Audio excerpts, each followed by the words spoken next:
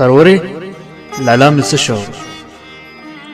زمان خان د شیبرې تبې له تاوه یو خوا بل خوا اوتر وکتل او د هغې نه یې پوښتنه وکړه. هغه خو نن په ټیله کلبې غوښتي دي.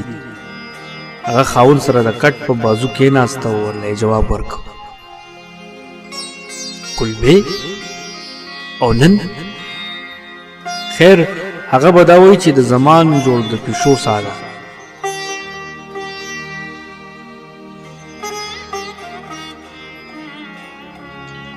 بس اوس به راشي، د هغه د راتلو وخت دی. هغې د زمان خان د تسلۍ لپاره وویل اوس به راشي، ډېره ښه ده. د دې وینا سره سم هغه بېهوشه شو. نن د هغه د تبې اومه ورځ وه.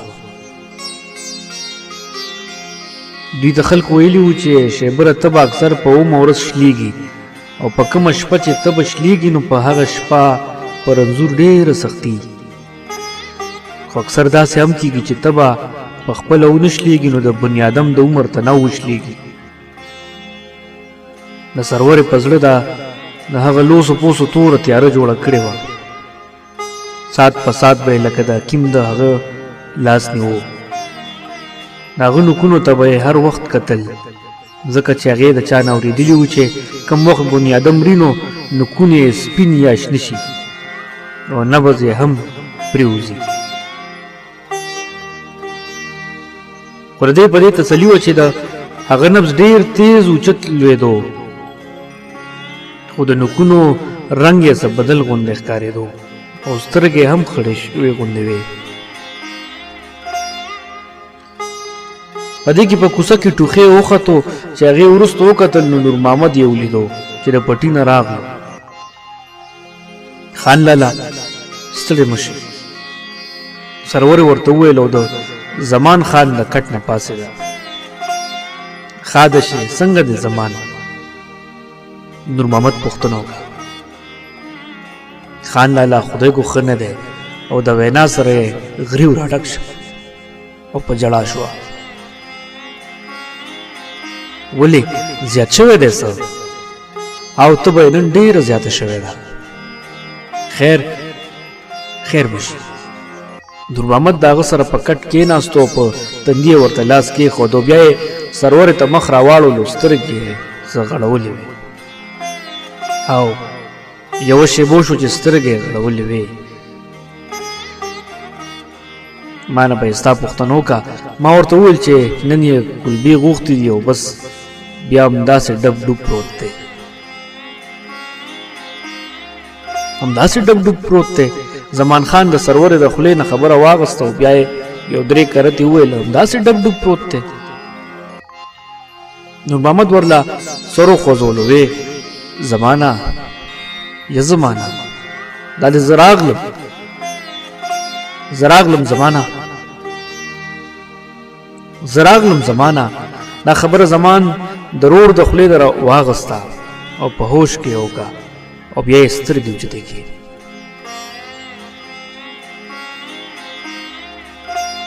نور محمد چې د زمان سترګو ته وکتل نو د سترګو علامه یې ورته خرابه ښکاره شوه. هغه اوبه وغوښتې، په غټو ګوټونو یو کنډولو به یې وڅښلې. په دومره وخت کې د کور مالک ډېرې ښځې راغونډې شوې. په لږ ساعت کې دا خبره لکه د باد خوره شوه چې زمان سخت دی. خپل خپلوان او مشران یې تپوس ته راوچلېدل.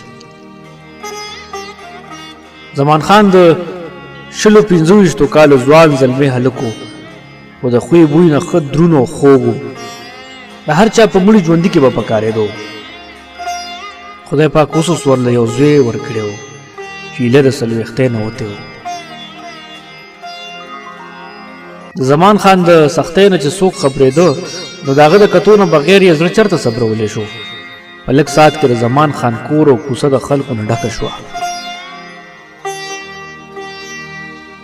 زمان خان کور چې د خلکو نه ډک شو نو سرور خپل وړوکی زوی غېږ کې واغستلو، چېرته یو خواته کېناسته او ځان سره جړېده.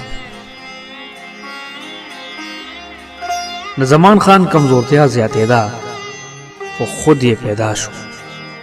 یو خوا بل خوا یو کتل، ویې لالا زمانه زر سر ناست یم. نور محمد ورته زر جواب ورکړو. ته راسره ناست یې؟ هغه په کمزوري اواز وویل او که نه ته ما نه پېژنې څه زمانه؟ سرورې ته خو لږ اواز وکړه او ورته ووایه چې امان هم ځان سره راولي. سروره راغله، امان یې په غېږ کې نیولی و، سترګې یې په ژړا لکه د الوان سرې وې. سروره راغله، زمان بیا اواز وکړو او راغله. نور محمد جواب ورکړو خلک وټې د دلته ما سره جوخته کېدي. سرور هغه سره کېناسته، د زمان ساه لنډه لنډه وه. سرورې امان مې لالا ته په جولۍ کې واچوه. زمان سرورې ته وویل او نور محمد امان د هغې د غېږ نه واغېست او ښکل یې کړو. لالا امان یې درکو. زمان بیا وویل او زمانه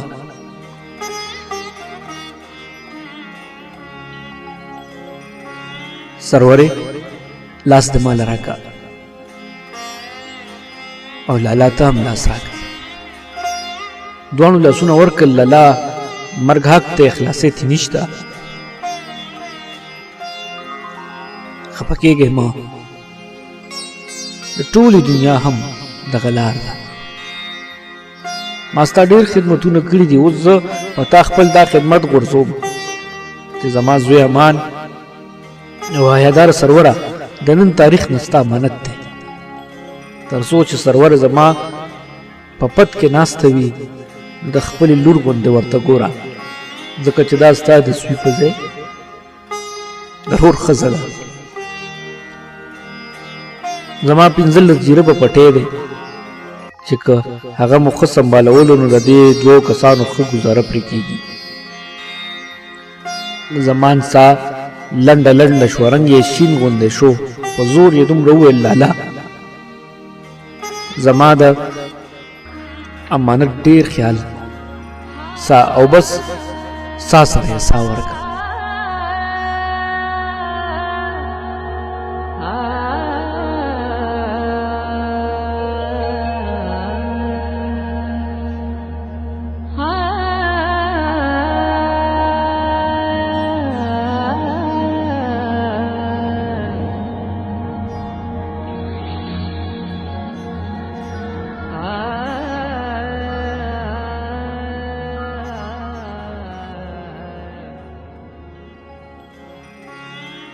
یو شپه سخت باران او یخني وه، د ماه میاشت وه.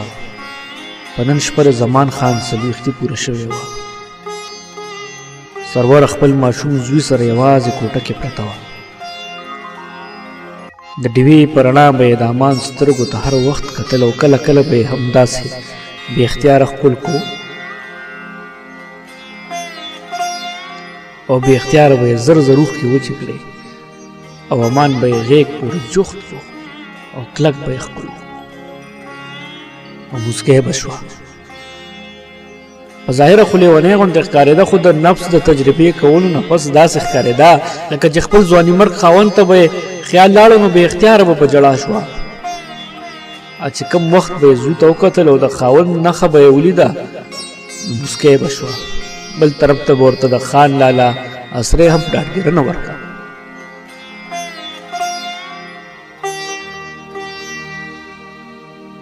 شپه تېرېده خو سرورې له خوب چرته ورتلو.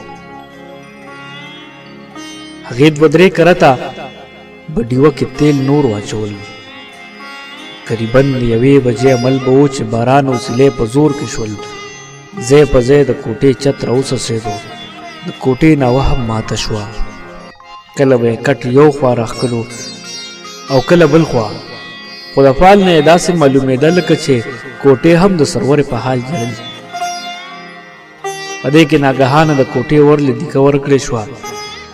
دې بیا د بلسترې نه سر راوښکلو او په زوره یې وویل کورشه میرات شې د چا میرات مړی سپی چې خاوندان درنه خبر نه دي په ما څه حال دی او تا کمې نخرې شروع کړي دي.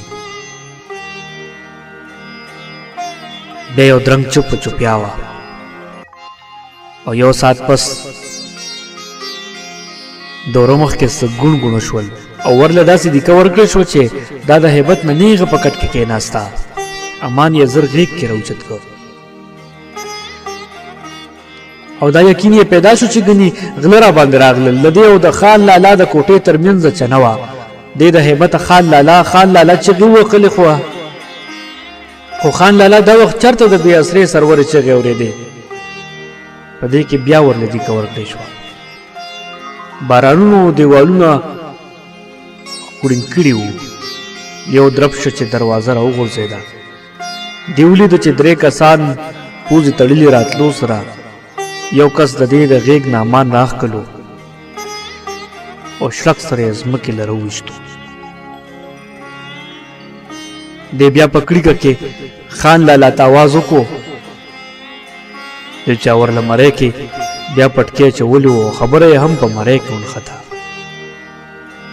یو 2 غنټې پس په کلي کې دا آواز خور شو چې په سرور غریبې کوټه پرېوته او زوی او هغه دواړه پکې شهیدان شو. ولې معلومه نه وه چې ولې نن نور محمد د هر چا په نظر کې د ځنګل د درندګانو نه هم زیات بد راځي.